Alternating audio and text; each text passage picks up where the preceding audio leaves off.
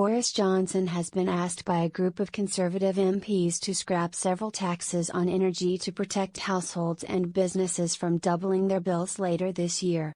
The founder of the OVO energy company, Stephen Fitzpatrick, previously alerted Business Minister Kwasi Kwarteng that Britain is hurtling towards a massive cost of living disaster in 2022.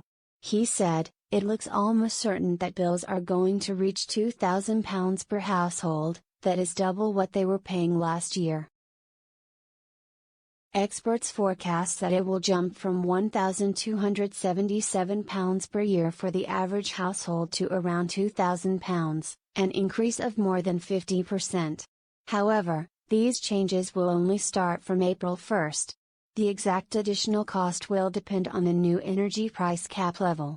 That level will be announced in February and is calculated by the energy regulator Ofgem using a formula based on market prices and expected costs for suppliers.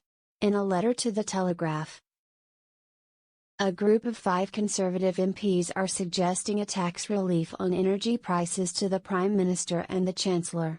They claim that the UK is causing energy prices to increase faster than any other competitive country through taxation and environmental levies.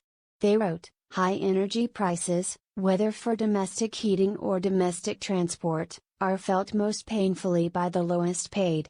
They suggest scrapping the current 5% VAT on energy bills as a solution. They added that it would be a small reduction but a step in the right direction. One of the MPs also pointed that, during the Brexit campaign, both Mr Johnson and Michael Gove said leaving the European Union would allow the UK to reduce energy bills by scrapping VAT.